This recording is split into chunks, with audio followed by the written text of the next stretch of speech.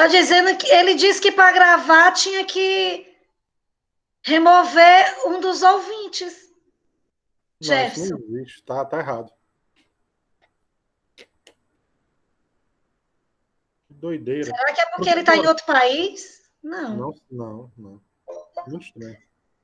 Permitir. Ah, é porque ele não tinha. Eu permiti agora ele entrar.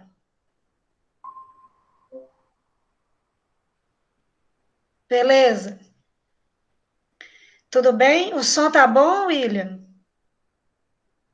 Não.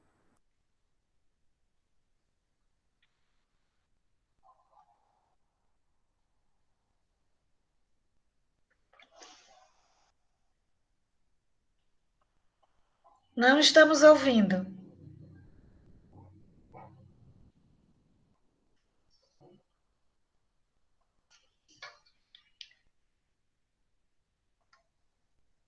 Depois tu vai editar, né, Jefferson? Porque agora já tá gravando, viu?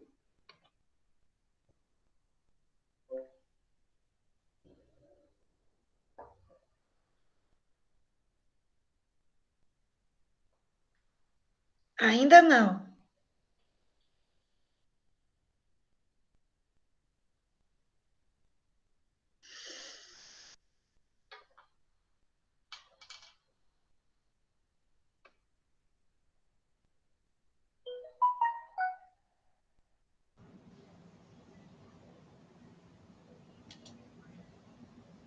Eu desliguei minha câmera para testar se a conexão fica melhor.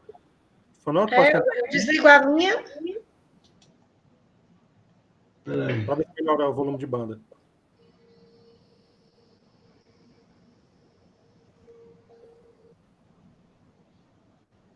A imagem do professor ficou melhor. A imagem tá boa. E agora? E a voz? Está ouvindo? Ah, Perfeito. agora sim. Ok. Então pronto. Então vamos começar. Tudo bem? Podem Vamos. aparecer Jefferson e Fanuel. Não, eu vou deixar a câmera desligada, professora, para diminuir o volume de dados, tá? Tá Ah, certo. entendi. Aí quando cada um falar, né? Tá A gente certo. é isso. Aham. Então vamos lá, né? Vamos. Gente, então, boa tarde. Hoje é dia 19 de maio de 2020.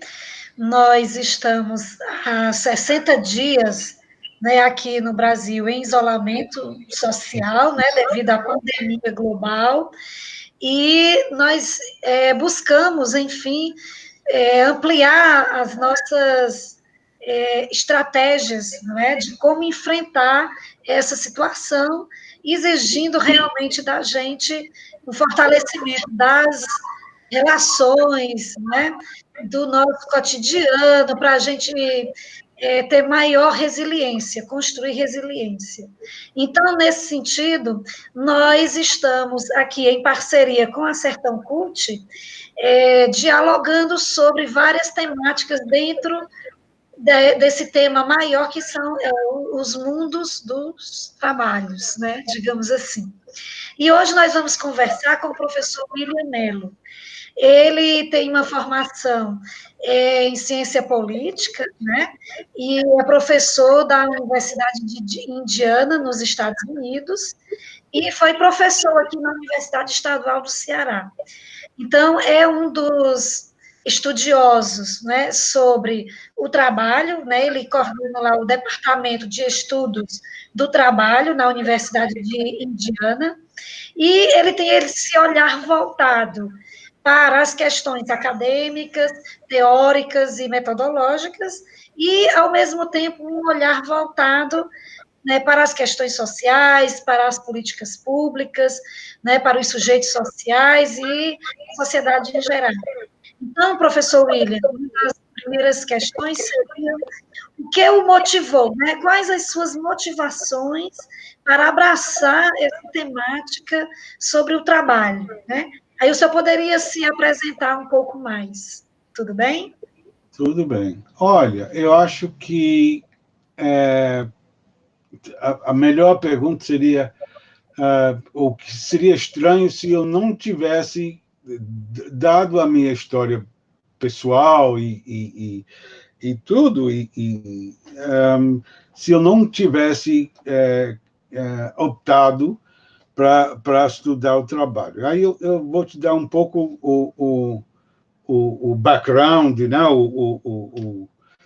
Da minha vida. Eu nasci primeiro que eu nasci numa família de operários ativistas políticos, ativistas sindicais. Então eu cresci basicamente o meu passatempo de sexta-feira de noite era ficar no pé do meu pai ouvindo as reuniões dos ativistas que se reuniam na cozinha e debatiam política, debatiam as estratégias para o sindicato.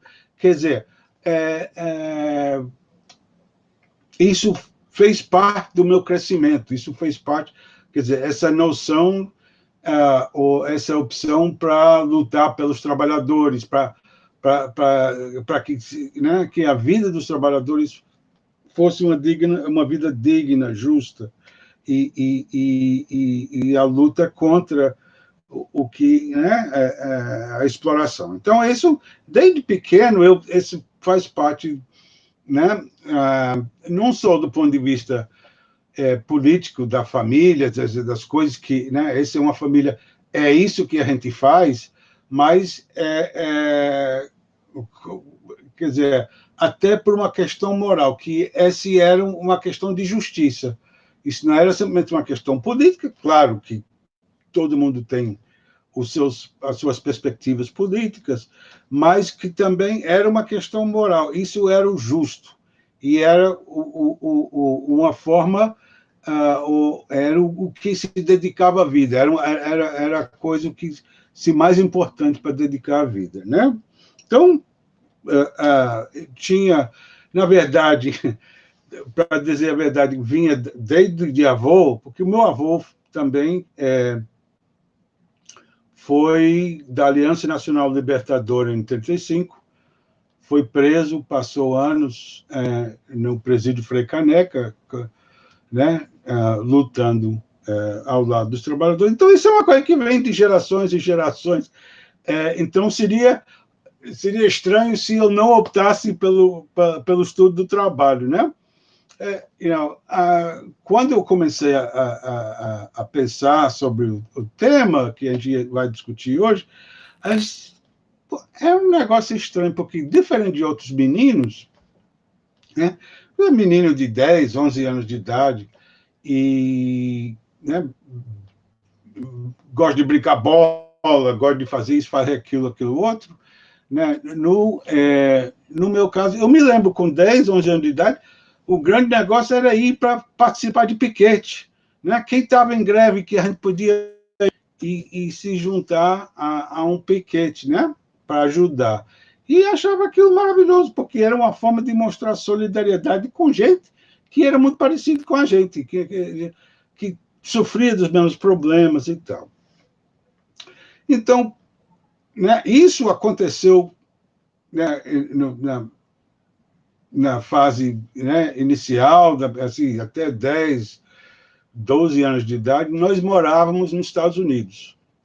E meu pai, né, mas meu pai se aposentou cedo, nós viemos para o Brasil, e no Brasil, né, no início da década de 70, né, sobre a ditadura, mas eu já fui para a escola secundária e engajando no movimento secundarista contra a ditadura, né, pela democracia.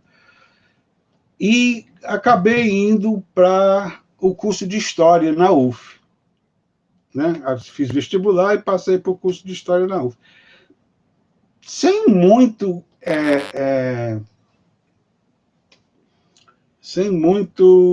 claro qual era a área de pesquisa que eu ia, né? Quer dizer, claro, como a maioria dos estudantes de graduação, quando entram para a universidade, nem sempre eles têm claro qual é a área que eles vão se dedicar. Então, mas com essa bagagem de atividade política e, né, bom, eu passei, acho que 2 anos na UF e saí para ser ativista sindical, para ir para o movimento operário, e participar do movimento. O que eu ouvia naquele momento, eu dizia o seguinte: a luta pela democracia no Brasil era tão importante e a participação dos trabalhadores era central, era o ponto que ia dar a mudança qualitativa para derrubar a ditadura. Era que o movimento sindical tivesse organizada e tivesse, né? E então deixei a universidade e fui ser metalúrgico no Rio de Janeiro e ativista no movimento de oposição sindical dentro dos sindicatos metalúrgicos do Rio de Janeiro.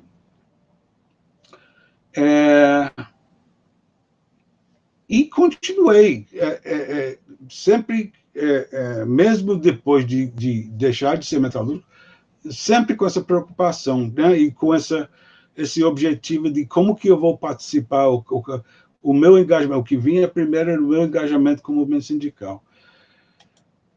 Com a volta da democracia e a crise econômica muito grande, já com uma esposa e 3 filhas, aí eu resolvi voltar para os Estados Unidos porque eu precisava achar um meio de ganhar a vida. E voltei para Nova York, fui trabalhar como metalúrgico e, depois de 1 ano,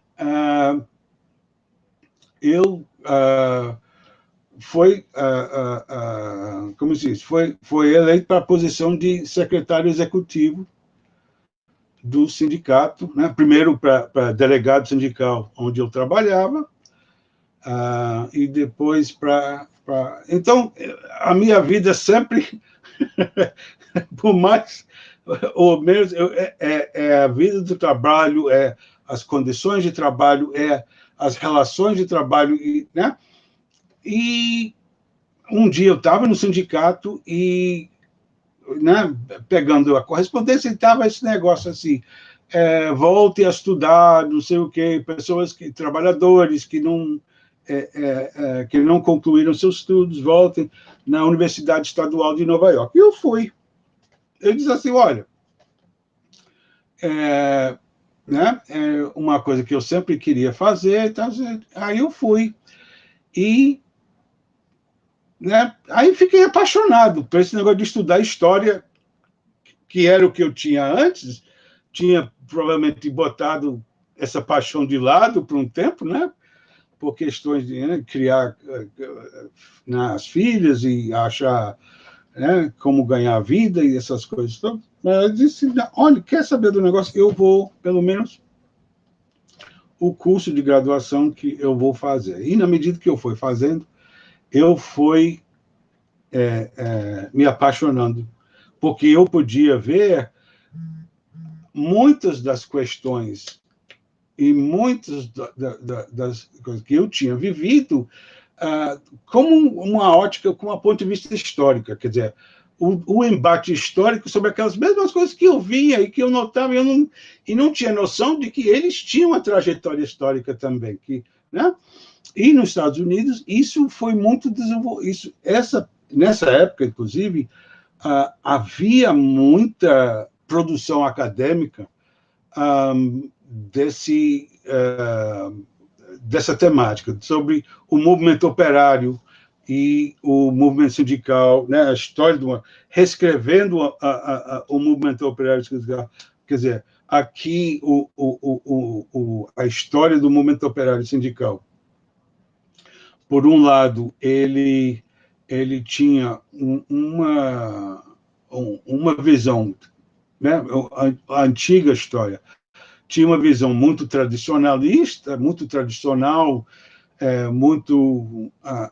de que o movimento sindical e o estudo do movimento operário era simplesmente estudar sindicato, mas havia, nesse período que eu voltei para a universidade, um novo grupo que dizia o seguinte: não é só o movimento sindical. Estudar o movimento operário e o movimento sindical é estudar o mundo em que o trabalhador vive, seja ela na comunidade, seja ela na cultura, seja ela nas suas lutas dentro de fábrica.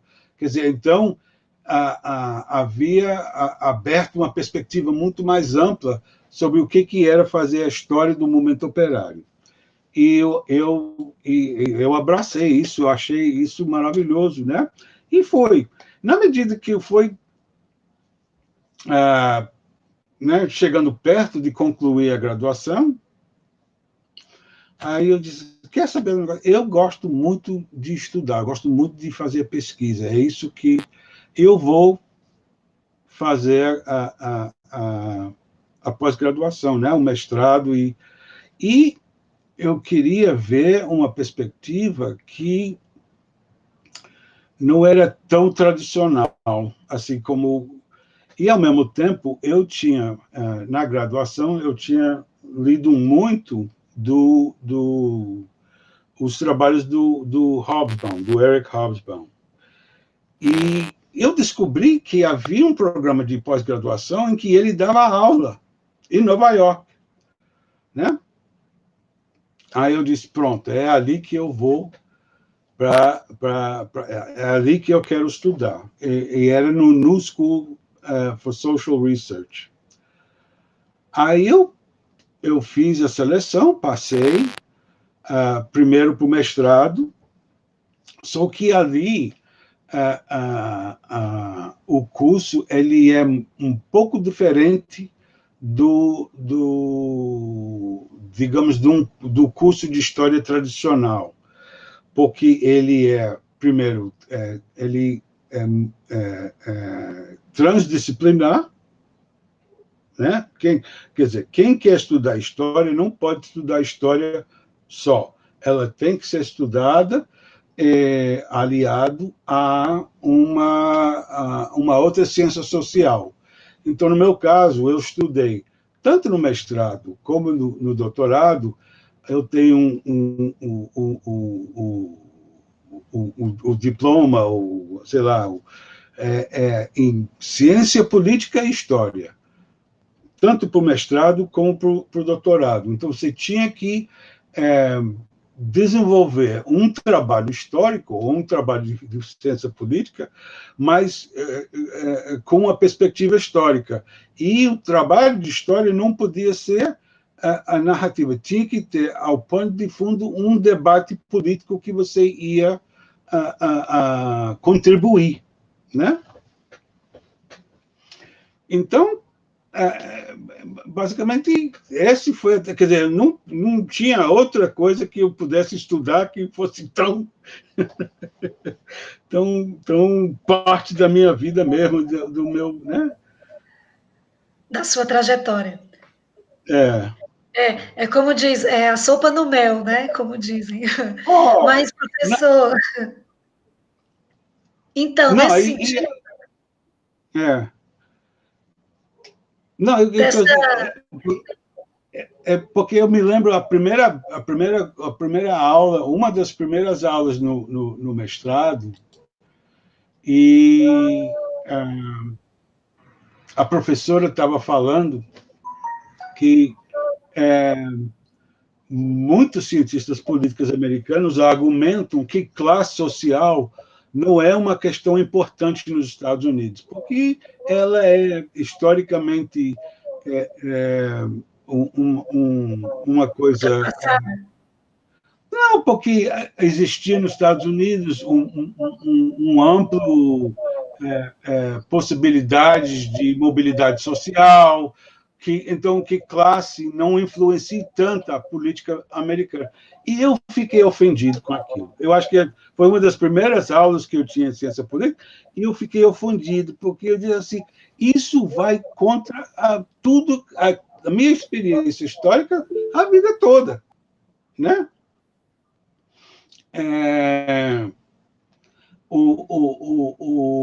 E eu acho que ela ficou um pouco, quer dizer, ela ficou um pouco surpresa com que eu ficasse ofendido, mas aí, então, parte da minha atividade na pós-graduação era justamente rebatendo esses argumentos, era olhando do ponto de vista histórico como rebater esses argumentos.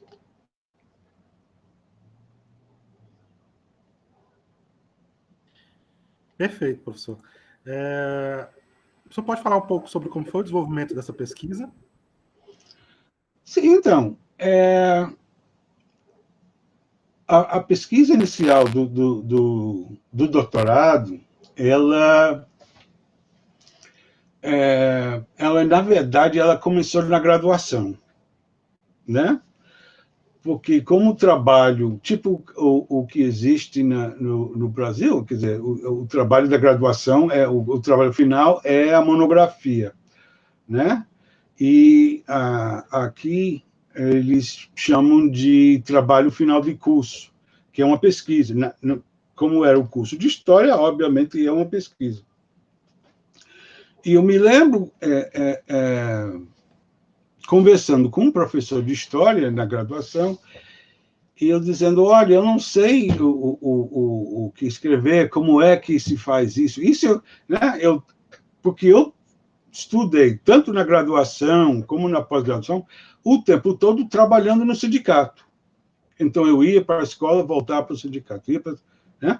Aí, eu conversando com ele, um professor muito bom, e ele disse assim, olha, o outro dia, a gente estava batendo papo, e você comentou sobre essa atividade do seu pai no movimento sindical no Porto de Nova York. Por que você não pega uma parte daquilo e escreve sobre aquilo? Mas do ponto de vista histórico, você não vai me escrever a biografia de seu pai, não. Eu quero que você faça pesquisa, né, sobre aquilo e apresente como trabalho final. Aí eu disse, tá bom, eu vou fazer, né? E eu me lembro, e a partir daí é que começa, então, é como você abre uma caixa de coisa que a gente só via como era criança e tal, e aí você começa a ver o impacto histórico que aquilo tudo tinha. Na verdade, você vai para os arquivos, vê os jornais, vai para os arquivos dos sindicatos, vê o impacto disso, vai para os arquivos, que tem muitos, e são muito bons, arquivos que eles chamam do movimento operário sindical, principalmente em Nova York, tem vários que são muito bons, muito.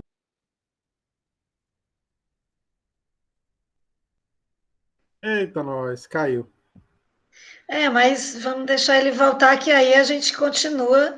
E depois vai ter um trabalhão para editar, né, Jefferson? Infelizmente.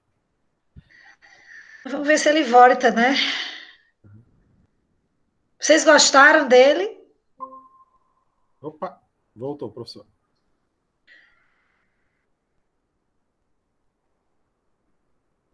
Opa, professor. Sem som. Não, não tem som.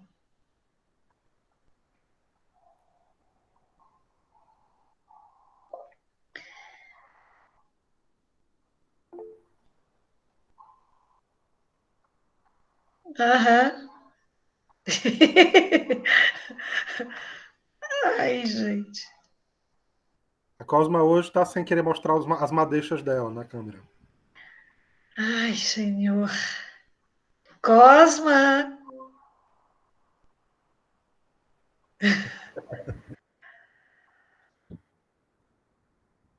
Tudo bem, William? Não. Não, não.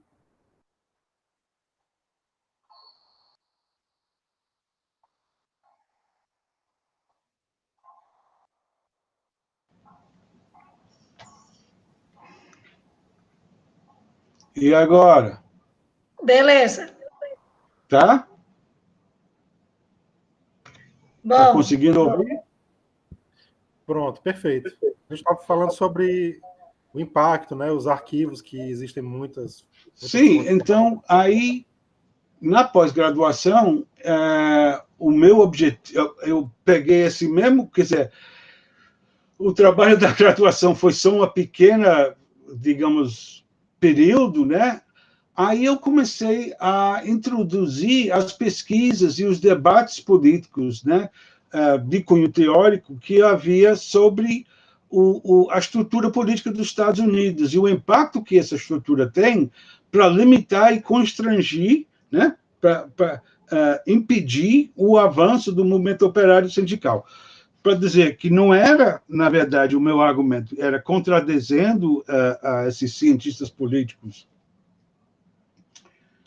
e alguns historiadores, dizendo o seguinte: não é porque o classe social não tem impacto, mas você tem uma estrutura social, uma estrutura política que impede que os trabalhadores façam valer a sua vontade e sua voz. Você limita o movimento sindical, você constrange a organização operária, você impede que os trabalhadores consigam se organizar. E depois você vem dizer que são os trabalhadores que não têm consciência de classe, que não têm organização de classe. E aí, quer dizer, esse debate foi, então, trazido, quer dizer, que começou com uma pequena pesquisa ali na graduação para dominar a minha tese de doutorado, né? Que era olhar o movimento sindical no Porto de Nova York, olhar a atividade da oposição sindical, analisar a atividade do sindicato e o papel do Estado em limitar e tentar controlar a atividade e os avanços do movimento sindical no Porto. Quer dizer, basicamente é isso, né? Então, é olhar a questão de classe através da estrutura de poder, de como o poder político é estruturado nos Estados Unidos para limitar e conter o avanço do movimento sindical, a organização do movimento sindical. Eu teria uma reflexão nesse sentido da sua própria trajetória. O senhor está ouvindo, professor? Uhum. Então, essa centralidade do trabalho, né? Como foi, então, a partir da sua experiência de ser um trabalhador, de ser um ativista, né, sindical e político, e também atuar dentro de uma universidade, dentro da academia, e voltando. Caiu, gente. Caiu. Vamos esperar ele voltar. Thelma, aconteceu a mesma coisa comigo lá na defesa, pelo fato de ser distante também, né? É. Ele tá nos Estados Unidos, é? Tá. Então, também tem a ver, eu acho que não. Vamos salvar aqui pelo menos algumas questões. Como ele estava em casa quando foi para a tua defesa? Ele tava. Ah, então o problema é na casa dele. A internet de lá que não sei. É o computador dele, às vezes é um mau contato no cabo da internet. E faz quantos anos, Cosme, essa tua defesa? Faz uns 3 anos. 2018, não, 19. Não faz tanto Muito tempo bem, assim. Cosme. Boa tarde, você está ótimo. Faz um ano. Fica aí, Cosme. O som ainda não, professor.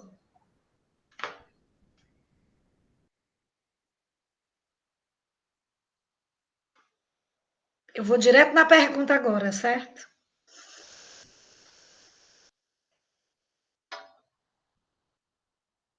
Não.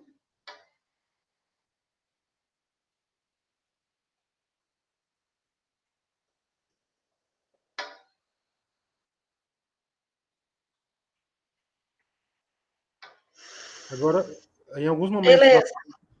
momentos da fala do professor, a gente ouve uma interferência no microfone, como se estivesse com mau contato.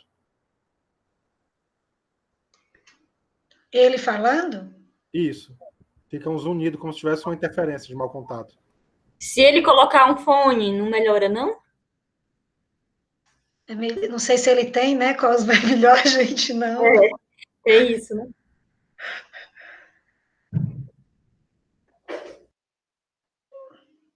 Ainda não, William.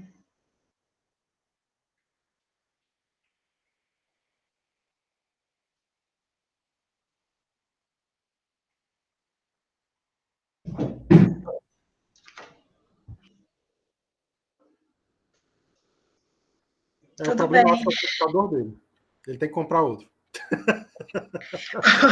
Jefferson, essa transcrição aí é toda sua, viu, querido? Muito obrigado pelo presente. Adoro você, tá? Te amo. Oi. Não.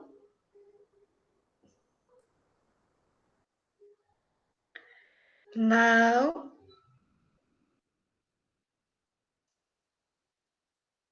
Ok. Olha, está me ouvindo? Oba! Sim. Pois é, eu desliguei a câmera, tá? Ok. Pode ser assim, Jefferson? Pode, sem problema. Ok. Então, professor, posso fazer aquela questão, né? Sim, então, Ok.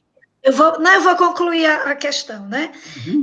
O senhor teve essa experiência na sua trajetória de ser militante, né, sindical, um ativista político, e também dentro do campus da universidade, né, estudando exatamente a atuação, né, do movimento operário, inclusive discutindo categorias como trabalho, como classe social, isso em Nova York, e como é que foi esse seu contato com a universidade no Brasil pós-democratização, né? Porque também nós sabemos que na história do Brasil, para a gente sair da ditadura militar e o processo de redemocratização, os operários tiveram uma importância fundamental, né? Então, como é que foi esse contato, essa sua experiência aqui no Brasil, dentro da universidade, também com os movimentos? Sim, então, havia, antes, claro, eu passei 30 anos no Brasil como ativista e fazendo política. Então, eu tinha, por conta própria, eu já tinha muitos contatos, né? Muitas pessoas que eu conhecia, que eu tinha, né? E, além disso, agora, quando eu retornei ao Brasil, ou quando eu pensei em retornar ao Brasil, foi logo, quer dizer, em 2003, eu fui contratado pela Universidade de Indiana, né? Como professor aqui no Departamento de Estudos de Trabalho, que ninguém no Brasil sabia que era isso, porque no Brasil não existia isso, né? Que é estudos de trabalho, né? E é um departamento transdisciplinar de estudos, né? Que usa transdisciplinaridade. Então, ela é composta por economistas, cientistas políticos, historiadores, sociólogos, e todos com seus objetivos de pesquisa voltado para o mundo do trabalho, né? Fora isso, então, em 2003, eu fui, né, contratado como professor na universidade. Em 2004, por pura chance, a universidade fez uma conferência sobre, e era puramente sobre pedagogia, comunidades de aprendizagem, não sei o quê, papapá, e como que isso se dava no meio operário. E convidaram 2 brasileiros para participar da conferência, que eram, um era ativista da CUT, né? E que tinha sido metalúrgico também, né? Então a gente tinha muito em comum aí, inclusive. E a outra era uma pedagoga que tinha muita experiência com esses programas para educação de adultos, criando programas de educação de adultos. Então, E eles me convidaram, a universidade pediu que eu fosse o tradutor, que eles não falavam inglês e né, ninguém falava português. Aí eu fui. E a partir daí, eu comecei mais com o rapaz que vinha da CUT, e a gente começou a conversar sobre os tempos do passado, né, as greves e as coisas e tal, não sei o quê. E ele diz assim, você não quer fazer um programa internacional para trazer seus alunos para cá? Porque eu dizia para ele que a grande dificuldade que a gente tinha com alunos dos Estados Unidos é de que eles, no meu modo de ver,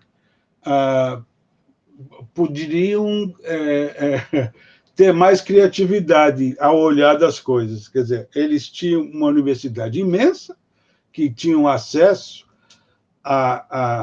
aos meios de pesquisa e as mais, né? Tinha computadores pelos corredores da universidade para eles acessarem a internet, uma biblioteca enorme, né? Uma das maiores bibliotecas do mundo, mas que a pesquisa lhe faltava um pouco de criatividade. Então, que às vezes era bom que a gente criasse um programa que eles fossem ver como que a luta social e a luta sindical se dava no Brasil.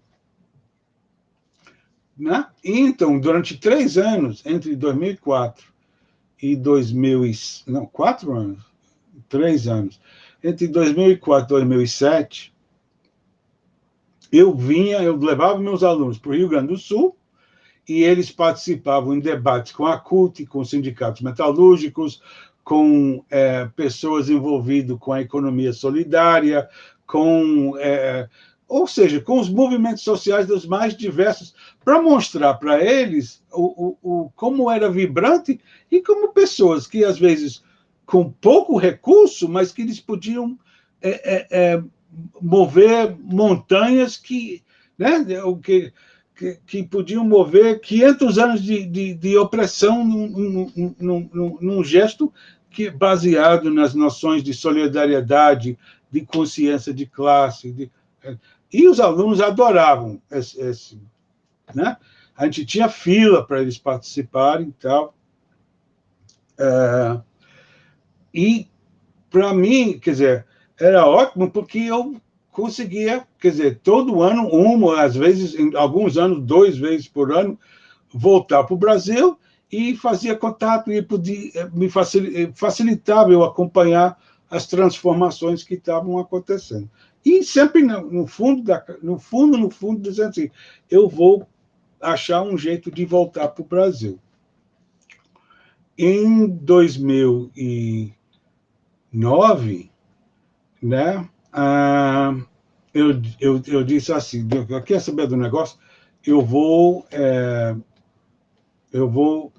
pedir licença, eu vou para o Brasil e eu vou começar a fazer contatos e tentar ver se eu posso desenvolver essa mesma atividade que eu tenho aqui no Brasil. E aí a escolha para o Ceará é puramente pessoal, porque eu disse que eu vou fazer isso e, ao mesmo tempo, eu tinha me separado da minha ex-esposa, mas o único lugar no Brasil que todas as minhas filhas se juntavam, porque todas elas nasceram em Fortaleza, com exceção de uma que nasceu em Nova York, mas todas elas, uma vez por ano, iam a Fortaleza para visitar os avós, as tias, não sei o que, papapá.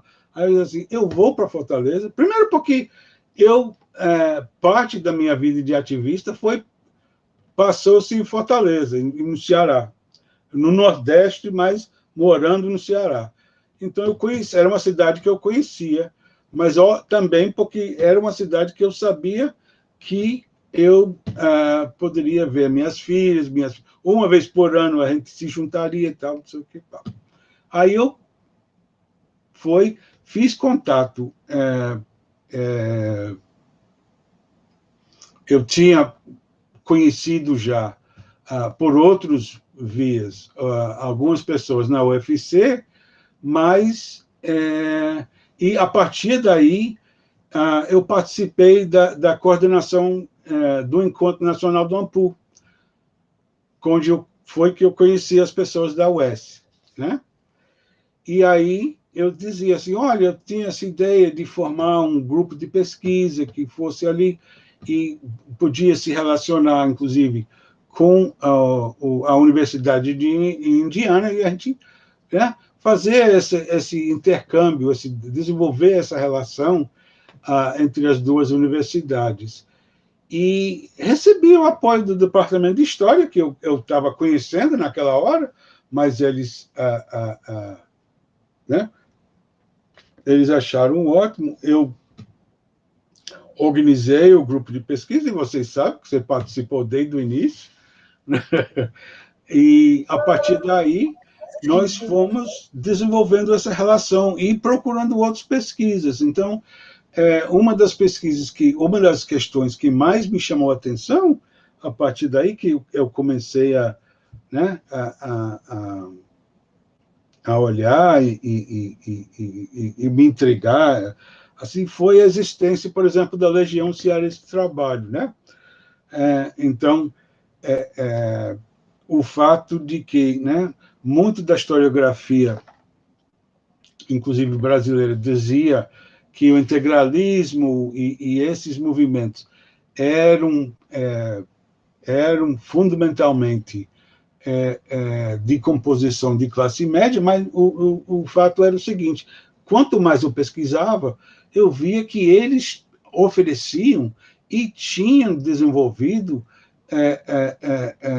uma perspectiva que atraía grandes setores também da classe trabalhadora. Então, como era isso? Essa relação desses movimentos de direita, né, de fascistas, e como, quer dizer, o que era que atraíam e como que eles conseguiam atrair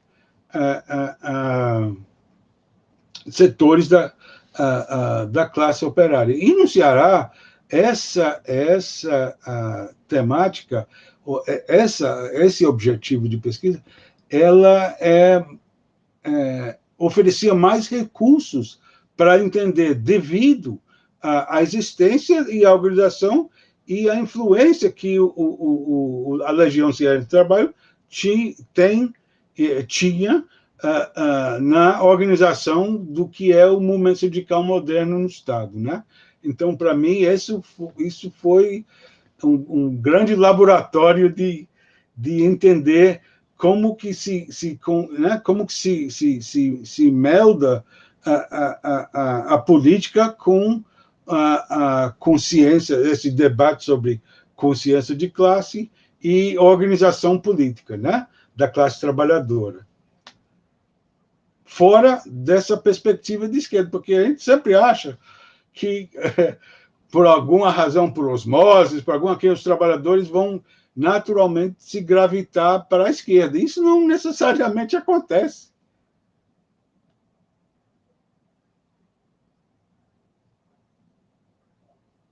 Alguém vai fazer questões? Não, eu faço.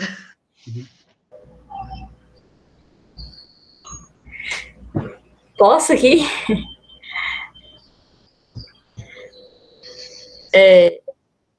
Certo? Tá ouvindo, professor? Sim, estou ouvindo. Boa tarde.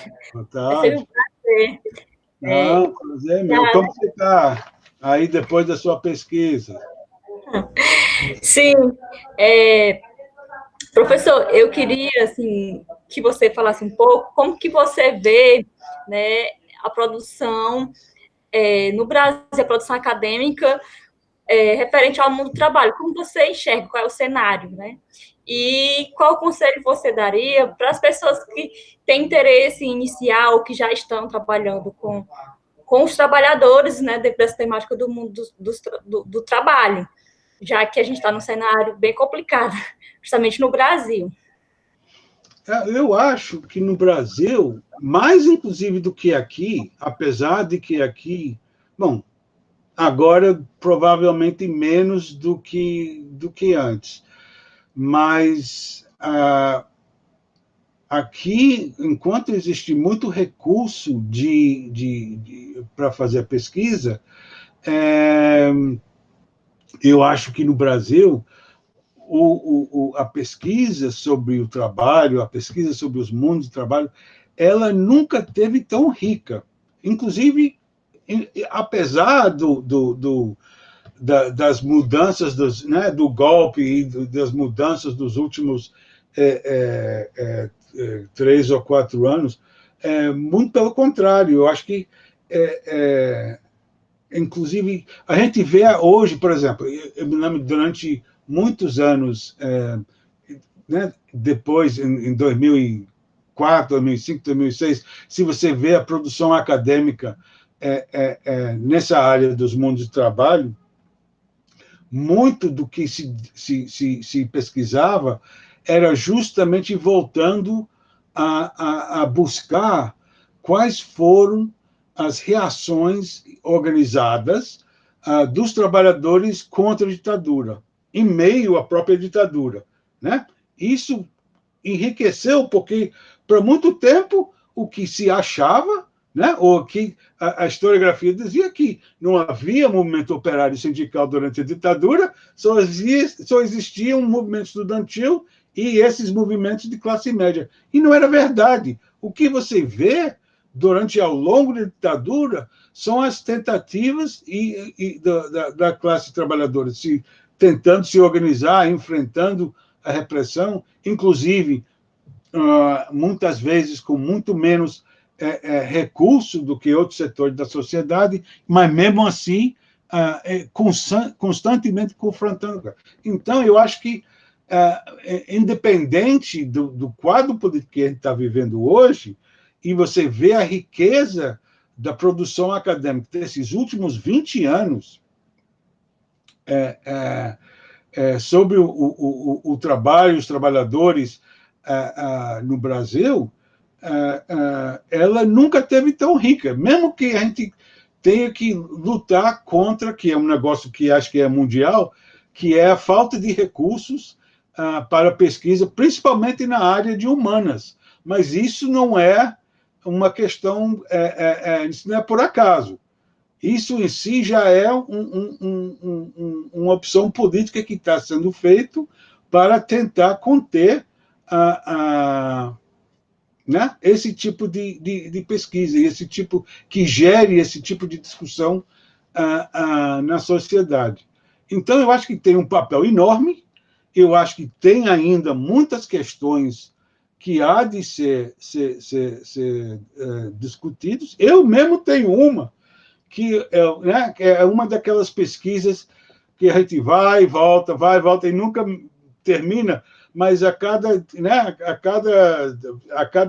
2, 3 meses dá uma busca, acha uma coisa, aí junta, aí vai até o dia que vai sentar para fazer sentido daquilo. Sobre o movimento operário no Rio de Janeiro na década de 70, particularmente na década de 70.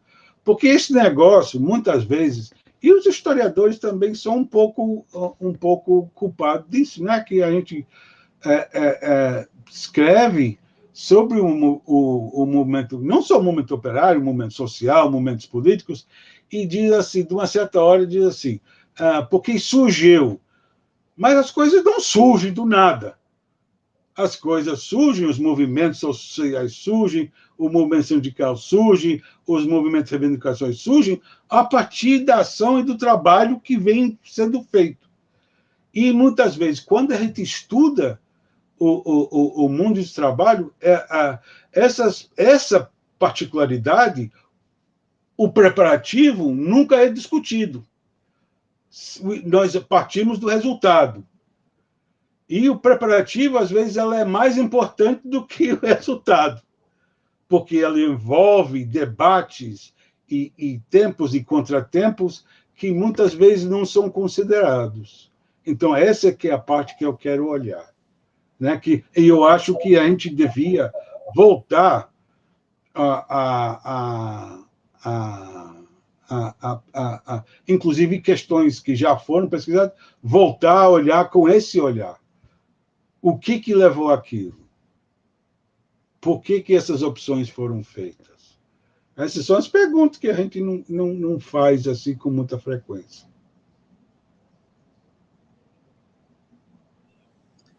Professor, o senhor está falando da sua trajetória, né, enquanto na graduação, né, com a professora que falou sobre a questão da pesquisa, sobre o mundo do trabalho e tal, e o senhor se ofendeu, né, pelo que ela disse e tudo mais, e ele disse até que a pesquisa sobre o mundo do trabalho no Brasil está mais avançada, né, então eu fiquei perguntando assim, quando o senhor foi fazer, né, as suas pesquisas, tanto no mestrado, né, no doutorado, enfim, quais foram as principais dificuldades que o senhor, né, enfrentou a obter, né, e o trato com as fontes, então, para fazer sua pesquisa? Olha, vou contar uma história para vocês ver como que essas coisas, às vezes, eu estava no primeiro ano do mestrado e tinha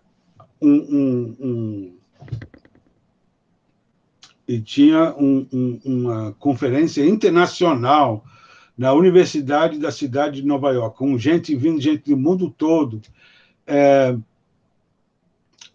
para falar sobre trabalhadores e o movimento sindical, mas principalmente do ponto de vista dos imigrantes italianos que participaram do movimento sindical nos Estados Unidos.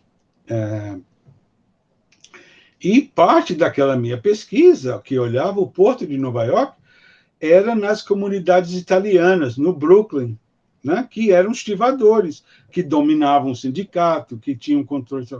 E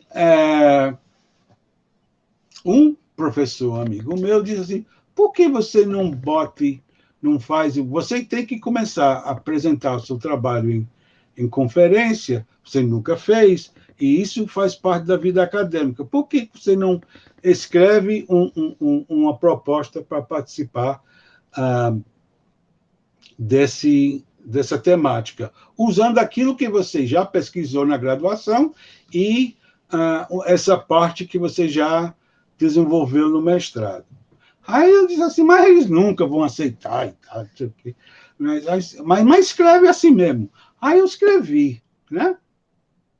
Aí, para minha surpresa, né, eu era um simples estudante de graduação, de mestrado ainda, não era nem de doutorado, nem...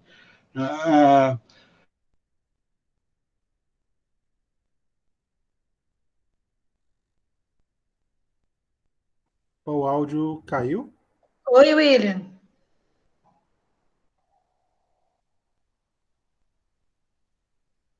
Alô?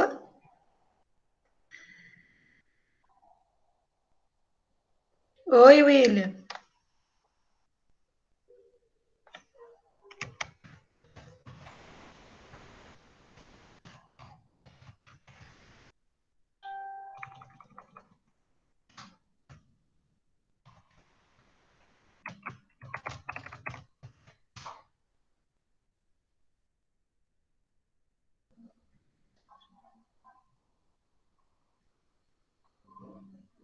Vamos ver se ele volta, né? Isso. Professor William, não estamos ouvindo. Caiu.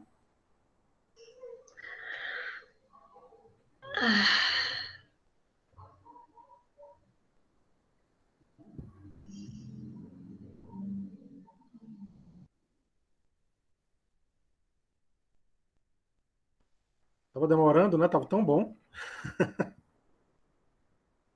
Seu microfone está desligado, Thelma. Agora que ele ia contar a história, gente. Cosmo, a tua defesa foi desse jeito, então foi triste, hein?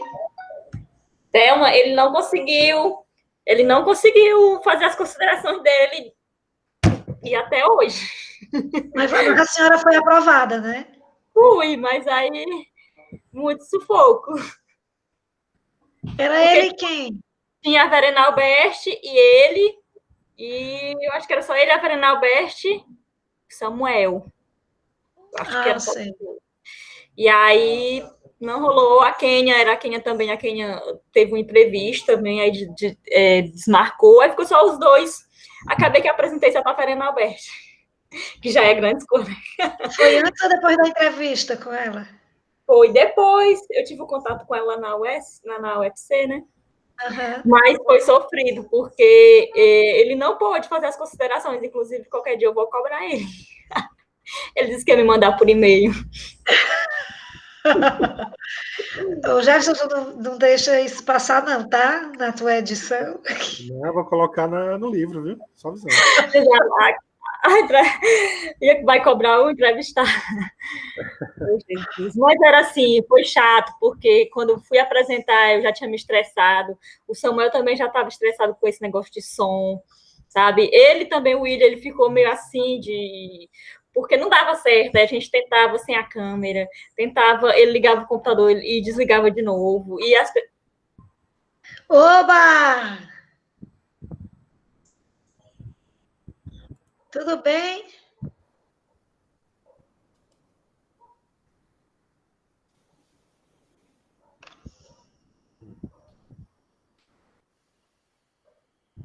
Ele mudou de sala. Ele mudou de ambiente.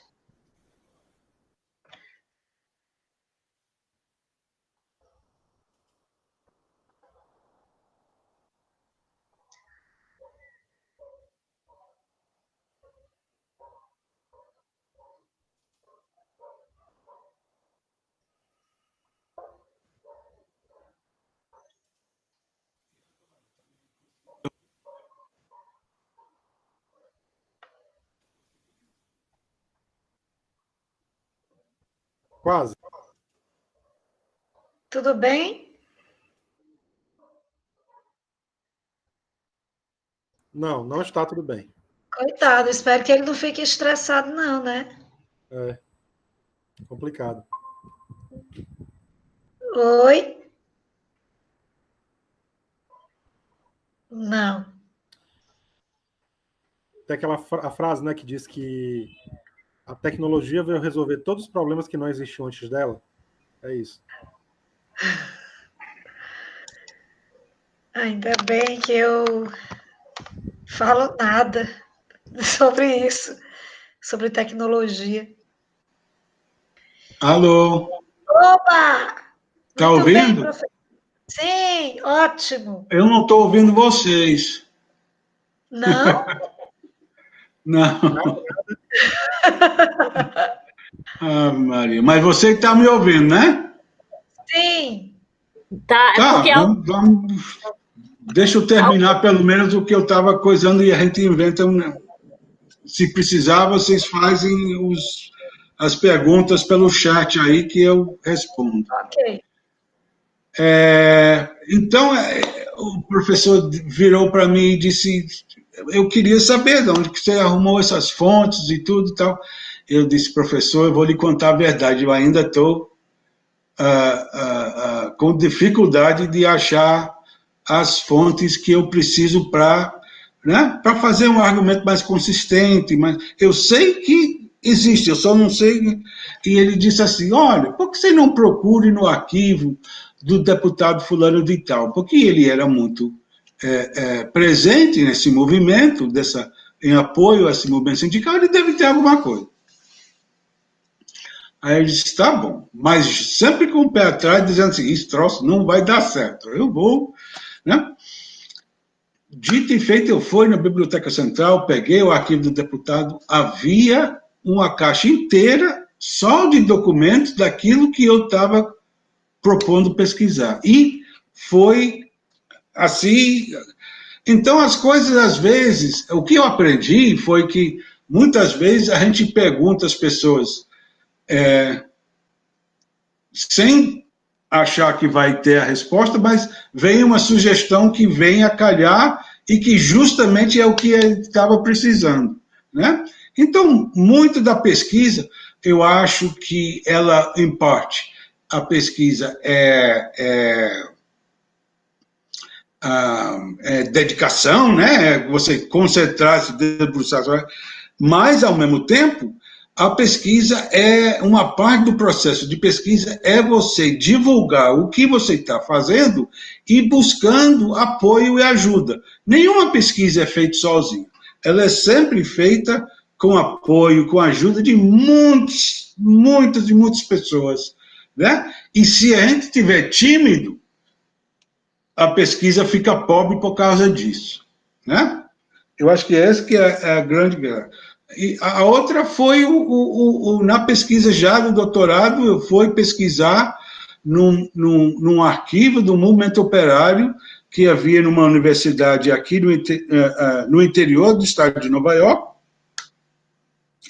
e eu conversando com a bibliotecária, eu queria pesquisar o arquivo de um professor que era professor, tinha sido professor da universidade, e o seu arquivo estava lá, e ele muito envolvido nesse trabalho de negociação sindical no Porto, tal, essas coisas. Aí eu disse, olha, eu queria olhar o arquivo do professor. Ele já tinha morrido faz anos. Tal. Aí eu disse assim, olha, eu faço um acordo com você. Nós temos as caixas do professor, mas nós não sabemos o que está dentro. Então, eu deixo você olhar todo o arquivo do professor, né? Até designo alguém para lhe ajudar. Agora você vai me dizer o que está dentro de cada caixa, para depois a gente poder organizar. E eu disse, está de acordo? Estou. E também achei uma tonelada de documentos que eu estava precisando, específico do que eu precisava. Então, essas coisas vão se... Né? O problema é que a gente não pode esperar, eu acho que, em parte, tudo isso foi feito numa época que a internet mal existia, então era muito mais a gente batendo o pé de um lugar para o outro, de um arquivo para o outro. Havia muito pouco. A internet era mais ou menos mais um meio de comunicação de e-mail do que de pesquisas, de achar arquivos digitalizados. Essas coisas são muito mais recentes, né? Então, eu consegui, quer dizer, eu acho que muito da pesquisa quanto mais gente a gente fala, quanto mais pessoas que a gente se comunique né? Quer dizer, esse que é o essencial, porque sempre vai haver alguém que vai dizer, procura ali, acha ali, né? Que vai fazer a pesquisa mais rica. Tá dando para ouvir, professor? Senão eu faço pelo chat. Vamos por aqui.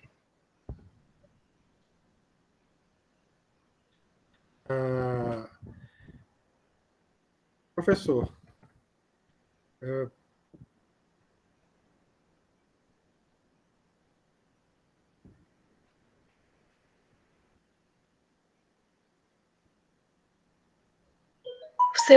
Você está ouvindo, William?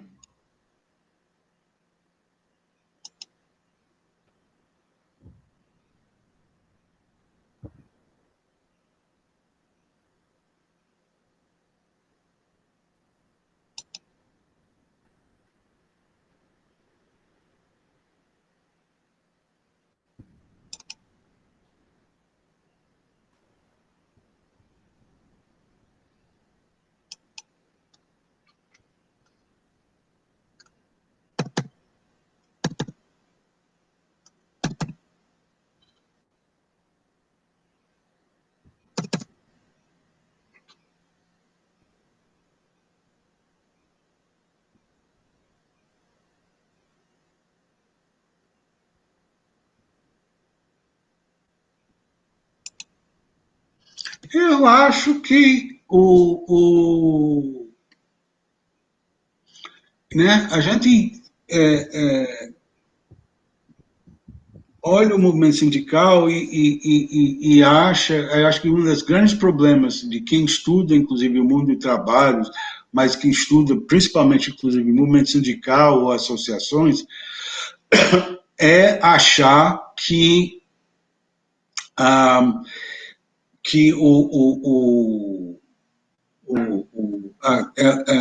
ou exigir dela uma resposta única, como se os trabalhadores fossem um grupo monolítico em que todos eles vão ter a mesma resposta. Né? Eu acho que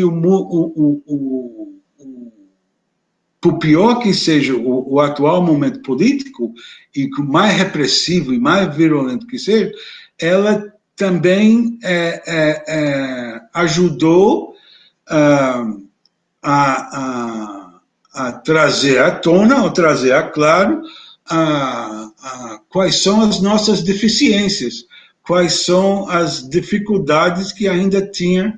Né? Eu acho muito engraçado que, se você olha as discussões políticas que, por exemplo, aconteciam principalmente entre 2010, 2011, 2009,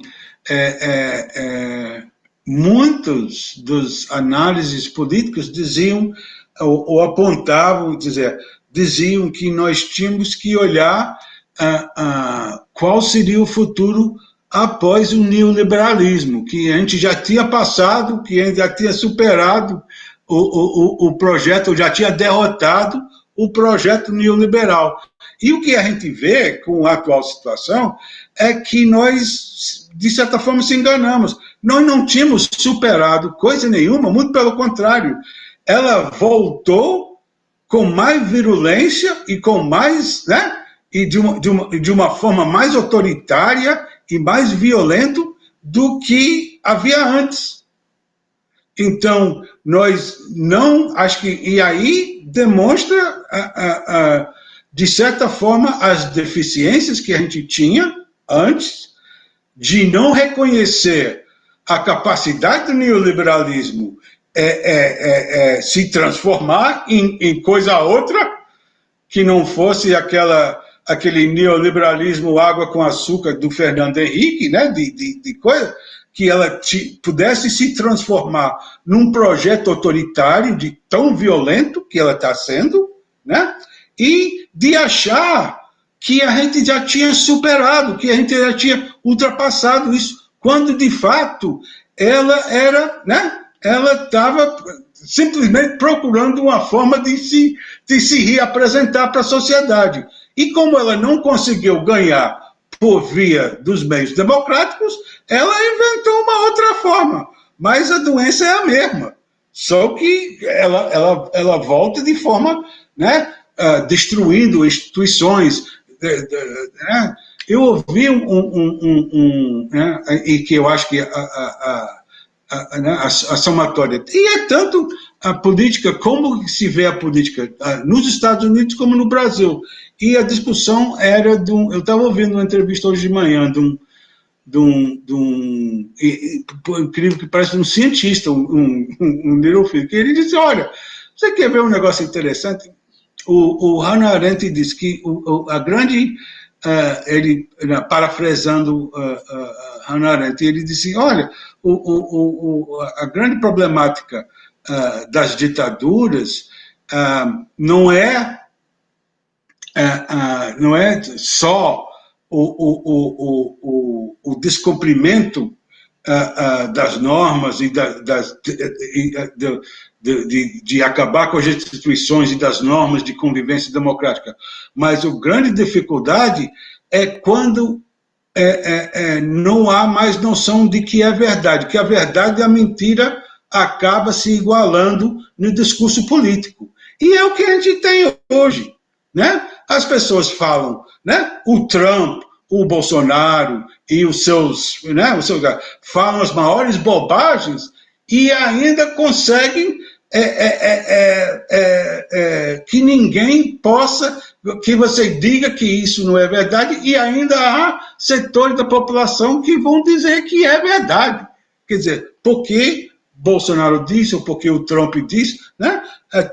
A pandemia aqui nos Estados Unidos, e eu acho que a grande dificuldade, por exemplo, hoje, que a gente vê de que ela se alastrou tanto pelos Estados Unidos, eu estava dizendo antes do debate, né, que nós temos hoje são 1,5 milhão de pessoas contaminadas, e desses 1,5 milhão, 90 mil, até 1º de junho, a estimativa de 100 mil pessoas vão morrer, né? Que é, né? Se você pensa em termos de mortalidade de guerra, isso é muito mais do que se faz numa guerra em tão pequeno espaço de tempo, proporcionalmente, mas você tem um presidente que se acha capaz de ditar normas médicas, e ele não tem nem o 2º grau completo, entendeu? E as pessoas vão acreditar que, né? E por isso que tá. Mas isso tem uma função, isso não é só porque ele é doido, mas porque por trás dele de que a prevalência de que os interesses do mercado, os interesses do capital devem prevalecer sobre a vida das pessoas. E é esse que é o debate, é esse que é o objetivo deles. Eles não são doidos, nós somos doidos se achamos que o objetivo seja outro, que é simplesmente porque eles são malucos. Não é, né? Eu acho que foi aqui nos Estados Unidos, eu acho que foi o vice-governador da Califórnia, não, do Texas, mas havia outros políticos também que diziam a mesma coisa. Que, se a gente tiver que sacrificar a vida dos velhos para manter a economia, então que seja. Ele vai sacrificar a vida da mãe dele, entendeu? Ora, porra. Mas essa que é a lógica do mercado. E a grande problemática hoje é como enfrentar essa lógica, é como derrotar essa lógica. Eu acho que no Brasil tenha mais condições do que aqui, né? Eu acho que porque vocês têm... Primeiro, acho que a experiência dos últimos 20 anos não é apagado, né? Você tem um nível de organização, inclusive das forças políticas progressistas de esquerda, que é muito maior do que aqui, né? Muito mais influente do que aqui. Olha, aqui, como como na Inglaterra, com a derrota do Corbyn, e aqui com a derrota do Bernie Sanders, elas foram derrotadas, não foi nem pelo grande público, foram derrotadas por parcelas dos seus próprios partidos, né? Que é muito diferente do nível da luta política que acontece no Brasil. Que eu acho que aí a grande derrota foi a nossa incapacidade, primeiro, de entender o que vinha no passado, e segundo, mas o problema de impeachment não vai resolver. Se o impeachment resolvesse, está entendendo? Olha só, eu acho que ela pode aliviar, ou ela pode trazer uma nova questão para dentro da política, mas não acreditar em soluções imediatas para resolver um problema que vai ser, para desfazer isso que aconteceu no Brasil, vai levar anos. A unificação de esquerda, ela vai se dar não através né? Eu acho que ela tem vários momentos em vários lugares, mas o principal é naquela luta de embate. E aí o movimento sindical é o essencial. É a mesma coisa, é o que dá a mudança qualitativa. Olha, quando havia, se você quer pegar uma experiência do passado, o movimento pela anistia no Brasil, no década de 70, 76, né? Enquanto ela se mantinha dentro da universidade, dentro dos limites de uma reivindicação, né? Publicamente, pelo menos, da classe média, ela não foi para canto nenhum. No momento que o movimento sindical brasileiro, principalmente ali em São Paulo, entrou em cena, E foi uma mudança qualitativa para o movimento pela democracia no Brasil que nunca havia visto em muito tempo, né? E é isso que nós precisamos. Eu acho que, sobretudo, agora nós vamos ter que ser criativos. Eu sempre acho que quando a gente vê que uma coisa não está funcionando, se tem que parar e pensar em outras formas de, né? E parar de insistir no erro, né? Então, por exemplo, a gente viu, por exemplo, ao longo desses últimos 2, 3 anos, que o Brasil foi, em vários momentos, capaz de paralisar o Brasil, né, com essas greves massivas que houve, mas isso não foi suficiente para impedir ainda o avanço. Né? No final das contas, com tudo isso, paralisando o Brasil, organizando passeata, né? Havia ainda, está faltando alguma coisa, porque eles conseguiram, com tudo isso, implementar a reforma trabalhista, implementar a reforma política, acabar com a CLT Deus sabe quanto, né? Que é desde de 37 que está em vigor. Quer dizer, então a gente tem que perguntar o que é que está faltando. E aí é que, no quadro político, o que está faltando. E, quer dizer, a unificação, ela vai se dar, e você tem que também entender que sempre na política você tem que lidar com vários sujeitos diferentes, uns que têm interesses próprios, pessoais, projetos políticos pessoais, outros que têm projetos políticos diferentes, e a unidade ela vai se dar a partir do movimento real e concreto, e não a partir de uma proposta que a gente traga tudo junto para cantar junto. Não vai resolver nada se nós estamos cantando só para nós mesmos, né? Quer dizer, a gente está cantando para um estado vazio, a gente tem que estar... E aí eu acho que a esquerda, muitas vezes, a gente é o nosso próprio inimigo, a gente é o pior inimigo de nós mesmos, porque havia um ditado do Amílcar Cabral, que, né, no meio da guerra anticolonialista, e ele dizia o seguinte, eles perguntaram ele sobre o socialismo na África e tal, não sei o quê. Ele diz, olha, eu quero deixar um negócio claro, o povo não quer saber de socialismo, não. Nessas alturas dos acontecimentos, e a luta, a guerra anticolonial, o povo não quer saber de socialismo. O que o povo quer saber é que nós temos uma proposta política que traz que a vida deles é melhor, que eu vou melhorar a vida deles. É isso que ele quer. A questão do socialismo, de qual governo que nós vamos ter, de como que nós vamos... isso vai vir a partir do momento que o povo está convencido das nossas propostas, mas são propostas muito básicas, de que isso vai melhorar a vida deles. Porque não achar que vai ganhar a grande massa do povo por um discurso, por uma discussão estratosférica, sem que essa discussão resolva as questões do dia a dia dele. Porque foi nisso daí que a direita foi capaz de ganhar espaço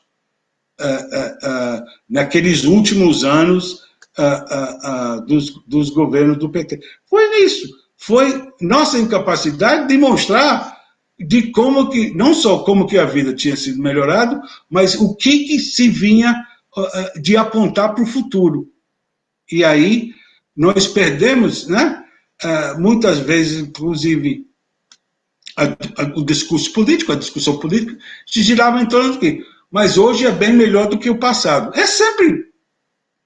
Mas para manter o povo unido, ou mobilizado a seu favor, você tem que convencer de que o futuro também vai ser melhor. E aí, ali, acho que nós perdemos a discussão. Acho que nós perdemos, naquele momento que nós perdemos. E agora, meu filho, vai ser Zé para tirar esse cara daí. Deixa eu só fazer uma colocação, professor. Eu acredito que não esteja me ouvindo. Eu vou só ler de novo a pergunta que eu fiz para poder ficar registrado. Como o senhor analisa o atual momento do trabalhador no qual o associativismo, o sindicalismo, passa por um momento de desagregação? Era só para registrar no áudio.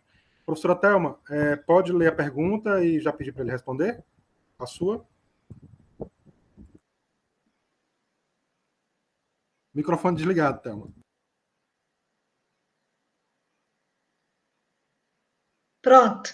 Então, professor, exatamente, diante desse avanço, né, neoliberal, como é que podemos entender como o trabalho influencia a organização social no momento que temos milhões de desempregados?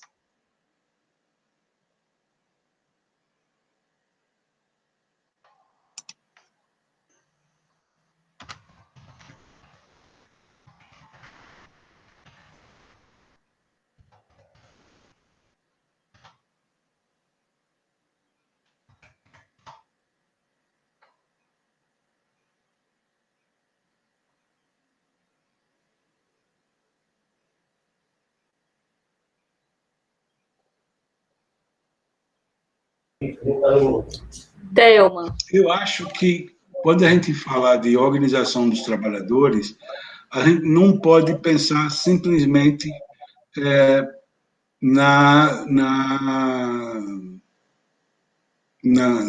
estrutura sindical ou na organização sindical. Eu acho que isso é uma parte fundamental e central, mas dele pode sair, deve sair formas de organização que organize os trabalhadores que não esteja em locais formais de trabalho.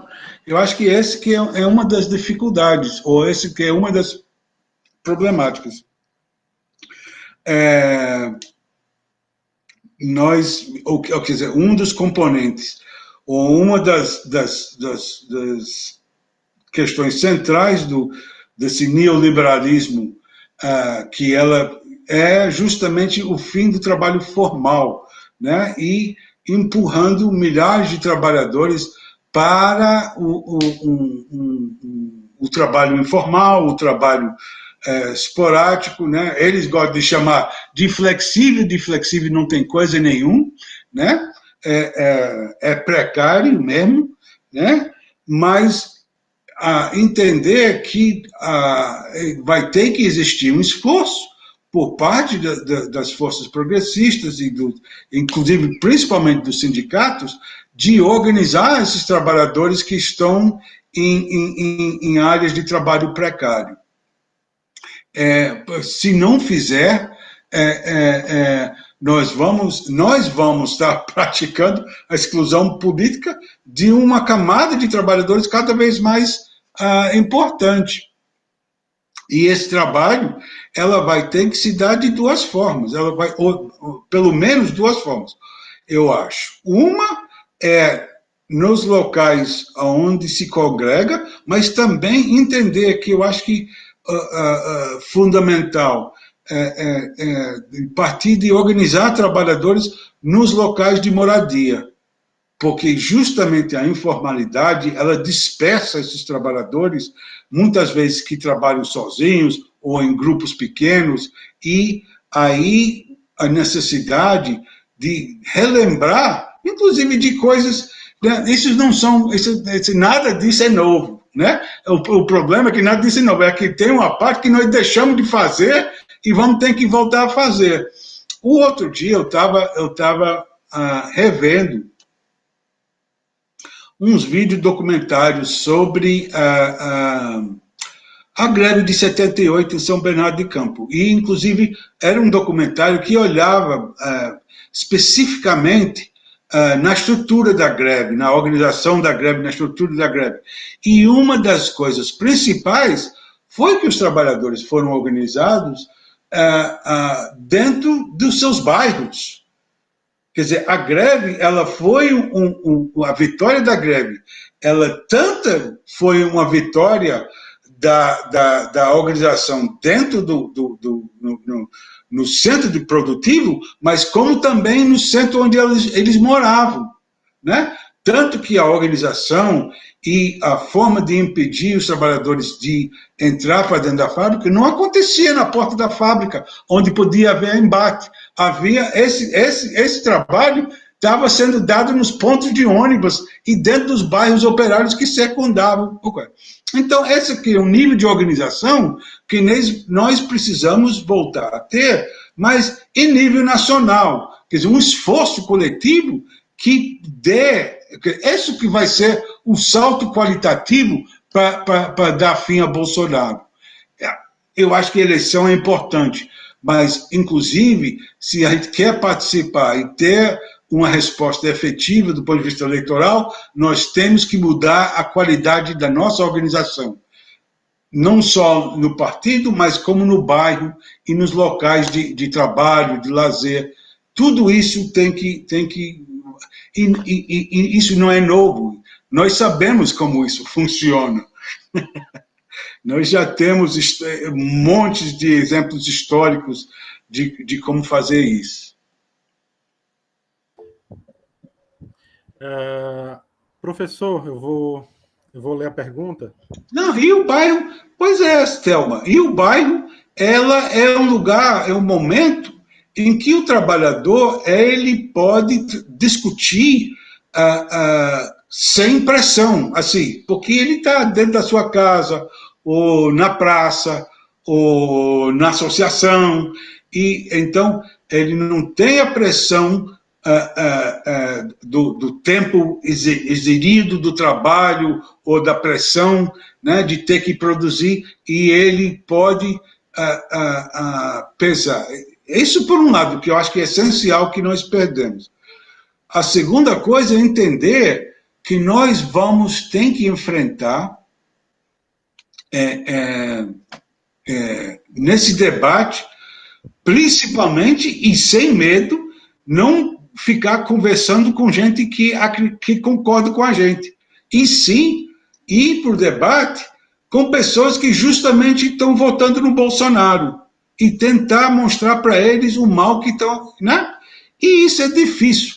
É uma discussão que dá azia no melhores dos dias. Eu sei. Mas, olha, você quer ver um negócio?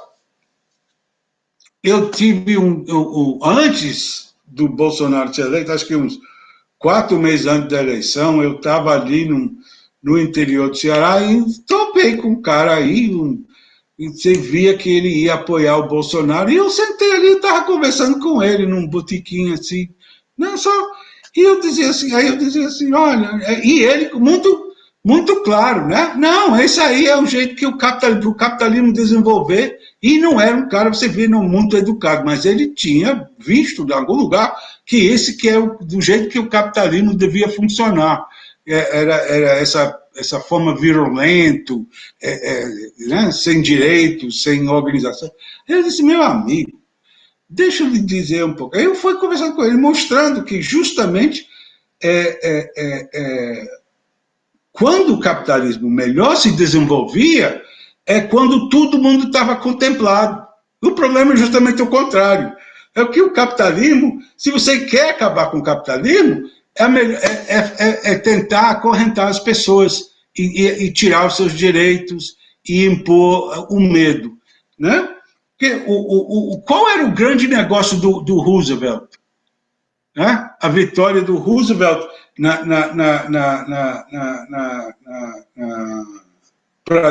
durante a Depressão de 29. Né? Ele não era um socialista aloprado, nada disso. Ele estava salvando o capitalismo, né? Deles mesmos, porque eles mesmos... E ele dizia, meu amigo, eu estou salvando essa porra de vocês mesmos, porque se continuar nesse ritmo, não... Né?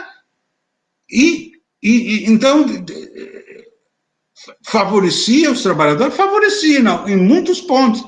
É o ponto mais rico onde se havia mais expansiva organização sindical, mas também se havia uma produtividade econômica enorme, uma renda, né, que se resultou no que se dizia a área áurea econômica dos Estados Unidos. Foi em função dessas reformas que o Roosevelt fez, justamente contra a vontade do próprio capital. E ele dizia, olha, eu vou salvar vocês de vocês mesmos. Então, eu não sei de onde que se diz, ou de onde que né, como que se perpetua, mas aí também volta a Hannah Arendt, que as pessoas acabam acreditando na própria mentira. A diferença entre a mentira e a verdade acaba perdendo a coisa, de achar que esse é o rumo de maior desenvolvimento econômico, de maior bem-estar social para todo mundo, que justamente é o contrário. Né? O velho amigo, eu tinha um amigo sindicalista de muitos anos atrás, né, que era inclusive, antes de 64, ele era um velho, ele era inclusive dirigente da CGT, e ele dizia o seguinte, rapaz, esse negócio de quanto pior, melhor, é a maior alucinação do coisa. Quanto pior, é pior mesmo, não é melhor, entendeu? O que é melhor é quando a gente cria condições para organizar a classe operária, para dar bem-estar, para dar condições de vida para que o povo possa se organizar. Né? É esse o problema. Né? Você está me ouvindo, professor? Não. Fala, Jefferson. Thelma, eu estou digitando aqui a última pergunta para ele. Só para encerrar, e eu acabei de perder aqui, por sinal, que é o seguinte, eu vou digitar aqui para ele saber o que a gente está falando. Professor, estamos finalizando. Mas esse negócio, a gente não pode achar que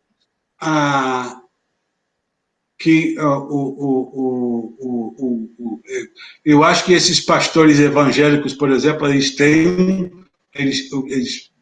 tiveram um papel muito detrimental, estão tendo um papel muito detrimental. Eu não digo nem só na política, mas em como enfrentar essa pandemia, por exemplo, que eles estão levando milhares de pessoas à morte, está entendendo? E com essa alucinação. Mas eu acho, por exemplo, você quer ver, o tempo que quando eu estou no Ceará, eu fico a maior parte do tempo ali nos Balbinos, né? Que é um pequeno vilarejo de pescadores ali, depois de Pinduretama, entre Pinduretama e Cascavel. E ali, a cada outra rua tem uma igreja evangélica. Tem uma igreja católica grande, né, que é tradicional, mas a cada outra rua você está vendo, né, não tem padaria, mas tem umas 8 ou 10 igrejas evangélicas num negócio pequenininho desse. Né? Todo mundo ali. Acho que metade é evangélico, metade católico, os dois se brigam, um não confia no outro. Tá? Agora, quando foi a eleição, essa última eleição do Bolsonaro, todo mundo, evangélico e católico, todos votaram no Haddad. Independente do que os pastores, ou seja lá quem estava dizendo. Todos votaram. Só teve, inclusive, eu conversando com o dono da venda, que é mais ou menos quem, né, sabe das fofocas, das conversas dali e tal, e ele disse, não, ele disse aqui, só teve um sem vergonha quem votou no Bolsonaro e a gente escorraçou ele da cidade. Por quê? A vida para eles, durante esses anos do Dilma e do Lula, mudou de uma forma radical, que ninguém nunca ia imaginar. esse povo vivia, antes dos governos, né, do governo Lula e da Dilma, esse povo vivia em casa de sapé, com barro, né? Depois, quando chegou o final do primeiro governo Dilma, não havia mais uma casa de sapé, nenhuma casa de barro, nenhum problema de doença de Chagas, de malária, de nada disso que vem com o coisa do barbeiro. Todo mundo tinha casa de azulejo, com tijolo, com água encanada. Não? Então, é isso que ganha as pessoas. Para ele dizer o seguinte: a minha vida melhorou. Pela primeira vez na vida, os meninos do vilarejo estavam indo para estudar no UFC. Tinha passado no vestibular e tinha ido para estudar no UFC. Nunca ninguém tinha ido para a universidade. Aliás, nunca ninguém mal se concluiu o segundo grau naquele vilarejo. Então, houve uma mudança qualitativa. E é isso que tem que haver, né? Então, eu acho que a religião, a forma de combater essa ação nociva dos pastores é justamente com essas ações concretas. Porque esse tipo de modificação não se ganha com reza, se ganha com ação concreta, com organizando gente, investindo dinheiro, né? O cara pode rezar e coisar na igreja que quiser. Agora, no dia a dia, ele vai ter que, né? A melhora da vida dele se dá através da política. E aí a gente tem que saber separar as duas coisas. Professor, em sua fala, o senhor reforça como a sua pesquisa anda ao lado da prática social. Nesse sentido, o senhor gostaria de deixar uma fala sobre essa necessidade para os pesquisadores que estão iniciando essa caminhada?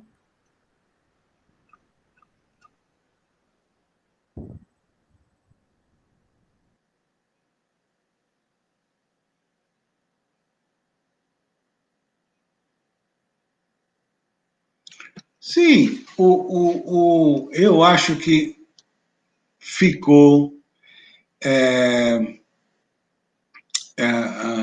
claro que né, ficou muito mais difícil para as pessoas que estão ingressando na academia hoje.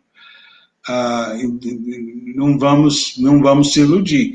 Há uma série de coisas que não existem hoje, que existiam, né? Primeiro, nos cursos de pós-graduação, bolsas suficientes para todo mundo, para os alunos que são aceitos nas seleções, né?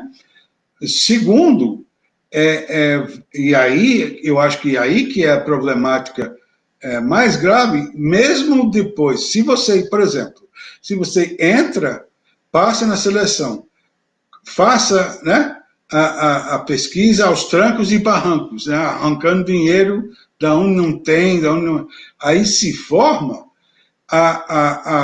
um mercado de trabalho que sustente a formação dessas pessoas.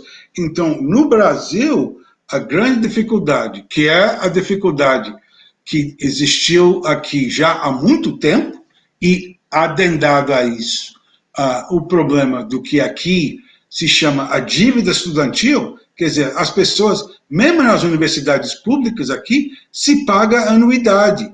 Então,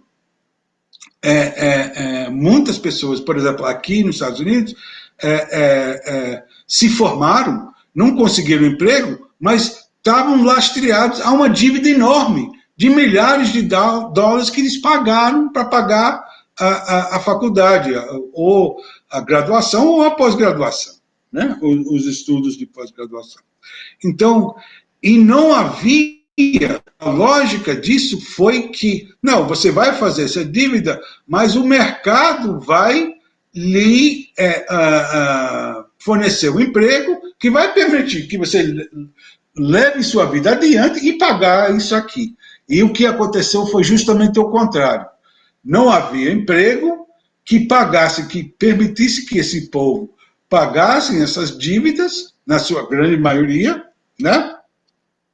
E hoje em dia, a maior dívida que tem nos Estados Unidos é a dívida estudantil, que milhares de pessoas não conseguem pagar, e levando a inadimplência, a falência, a bancarrota, milhares de famílias, né? A ponto que, no auge da crise de 2008, 2019, tinha economistas que estudavam, que ofereciam o seguinte: se a gente desse anistia à dívida estudantil, a inadimplência da dívida estudantil acumulado, isso seria a maior injeção de dinheiro na economia que tiraria a gente da crise.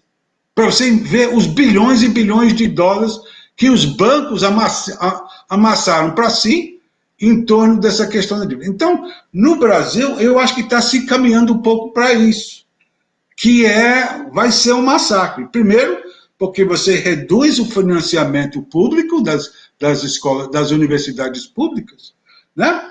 Você oferece e promove a universidade privada, né? Como forma e o fato de que mesmo depois de se formar, não vai haver mercado de trabalho que possa compor todo mundo com salários dignos que permita que lhe pague essa dívida que tem acumulado. Esse modelo, esse filme eu já vi, e o final do filme é um catástrofe.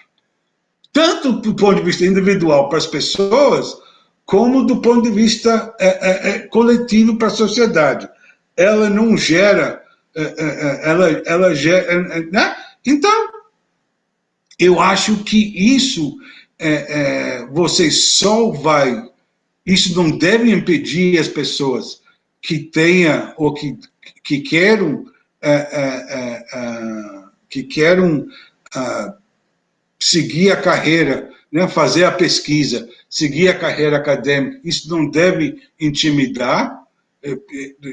Olha, não me intimidou, e eu vou dizer, como eu estava te dizendo antes, né, eu era o aluno não tradicional na pós-graduação, no doutorado, né? Eu tinha filhos, 4 filhos, eu trabalhava, eu não tinha 20 anos, não vivia E, mais ainda, a universidade, por causa disso, achava menos o investimento para, por exemplo, me dar bolsa ou me dar desconto de anuidade ou essas coisas. Porque eles diziam, não, isso é um cabo já velho, tal, não sei o que, né? Velho, 30 e poucos anos, tal, não sei o que. Aí, só que a vida prática se mostrou o contrário, né? Quer dizer, primeiro que eu me formei antes de todo mundo na minha turma. Justamente porque eu tinha que trabalhar, eu tinha que ser muito mais organizado e dedicado aos poucos tempos que eu tinha para estudar e para fazer a pesquisa e para tudo isso, né? 2, eu fui o único da minha turma a ser contratado com emprego de professor antes mesmo de se formar, né? Todo mundo que se formou na mesma turma comigo levou 2, 3, 4 anos para finalmente encontrar um emprego. E eu que eles, obviamente, a universidade, para eles, esse que é a medida de sucesso, né? Que o cara se contrata, se empregue o mais rápido possível. Eu, antes mesmo de defender a tese de doutorado, eu já tinha sido contratado. E, finalmente, eu fui o primeiro da minha turma a ter a tese publicada como livro. Então, a gente não pode, quando a gente escolhe a vida acadêmica, o moral da história, que eu sempre gosto de dizer, é o seguinte: a gente não pode se basear no que os outros estão fazendo. A gente tem que trilhar o caminho que a gente se sente, porque a vida acadêmica ela não é o mais como se diz, né, não pensa que você vira um milionário fazendo isso, que se não vira, né? Tinha até uma camiseta antiga aqui da Associação de Historiadores, que eu achava engraçadíssimo, que era uma imagem do Karl Marx, e ele dizia, e com dizer assim, olha só, virei historiador, mas não sou milionário, quer dizer, eu estou na pobreza. Quer dizer, ela é uma opção, um pouco disso, a gente não pode achar que isso é um meio de ganhar dinheiro. A minha pesquisa, eu acho que a pesquisa da maioria das pessoas que vão ser historiadores ou que vão ser acadêmicos, é porque é uma temática, é uma questão que eles se sentem e que não tem como impedir. A pessoa que não tiver essa questão assim, queimando dentro da alma da gente, então ele não vai ser, é melhor ele ser outra coisa, porque ele não vai ser um bom acadêmico. Porque ele não vai, quer dizer, em parte disso, né? Aquela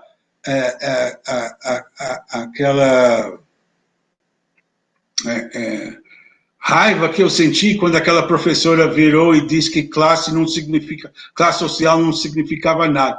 Eu achei aquilo um absurdo, eu tinha que combater aquilo, né? Então é um pouco disso que os acadêmicos têm que ter quando abraçam sua pesquisa. E se fizer isso, vão ser bons pesquisadores, vão ser bons acadêmicos, e eventualmente essa situação vai mudar. E quando muda, eles vão estar de pronto para, né? E vão ser um bom acadêmico, quer dizer que também é uma pessoa dedicada à justiça social, à igualdade, ao fim da desigualdade. Então, isso, né, num país como o Brasil, onde né, bom, até quer dizer, né, aquela velha história de quem tem olho é rei, mas a lógica é que nós precisamos de quantas pessoas, quer dizer, quanto mais instruído, quanto mais dedicado à pesquisa, no Brasil isso vai ser essencial. Se nós vamos modificar as coisas, se as coisas vão mudar né, de uma forma, inclusive espero que de uma forma definitiva a próxima vez. Porque isso que tem hoje, isso não é democracia, não. Isso não faz parte da democracia, não. Isso é um projeto autoritário a partir da grande capital.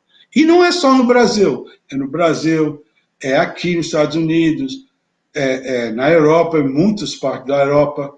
Isso é uma coisa que nós vamos ter que derrotar. Né? E aí vai ser todo mundo.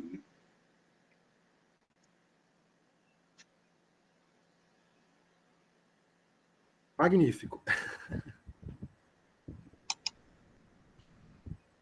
Bom, eu acredito que todos gostariam de agradecer ao professor, mas nesse formato da gente ficar digitando é meio complicado, né? Eu até coloquei aqui no chat, professor, se eu puder sair e voltar para ver se o som pega, né? Para a gente fazer essas considerações finais. Sim, aí também, quer dizer, eu acho que esse debate, com certeza, não termina aqui hoje, né?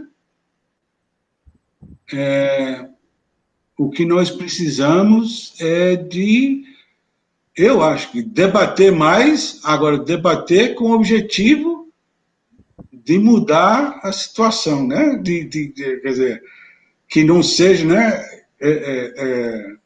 Acho que em 75, 76, não, foi 77. A gente tinha muitos debates no meio universitário, né? Entre os universitários, aí debatia, até que um dia a gente diz, olha, isso não está levando a coisíssima nenhuma.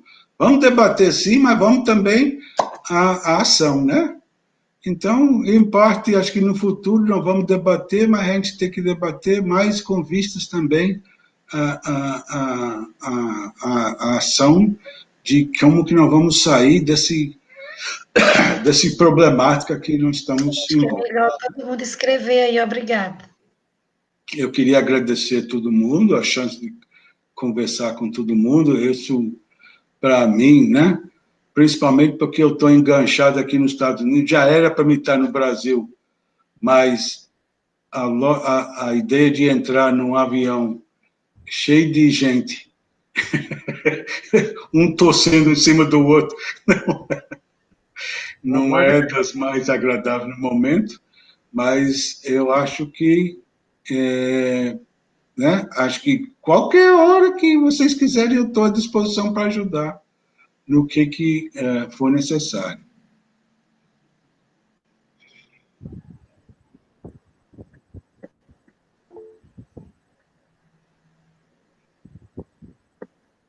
Tá, então, qualquer coisa me avise e tchau, viu? Obrigado a todo mundo, obrigado, né, pelo convite, isso aí foi muito bom, essa conversa. Obrigado. Muito obrigado.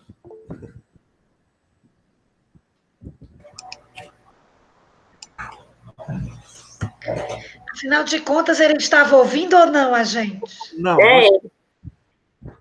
não estava, mas foi muito Cosmo, bom. aparece aí, Cosmo. Mas não tá rolando, não. Manuel também sumiu. A câmera não tá ligando. Gente do céu, o parto. Mas foi bom, né? Dá para fazer uma boa coisa, não dá? Dá com certeza. Ele falou muita coisa legal. Ixi, a Cosmo saiu, acho que vai entrar de novo. Mas dá para editar e dá para ficar bacana. É porque, como teve esse problema dos cortes, né? Eu vou ter que editar de fato, né? Não vai ser só a transcrição propriamente dita, vai ser uma edição. Então, inclusive, né? Tem alguns momentos da fala dele que ele não completa as frases, eu vou ter que completar, infelizmente. Porque a gente sabe o que ele quer dizer, mas ele não diz. Né? Assim, ele não. Em terra de cego, a gente sabe, a gente vai ter que colocar. E ele cita alguns autores, né? Exatamente. Ele cita, começa a citar e corta. Eu vou ter que falar quem é o autor. Então, eu vou salvar, viu? Que eu não salvei, não. Vai lá. Interromper a gravação, ok. Thelma. Sim. Sim, você enviou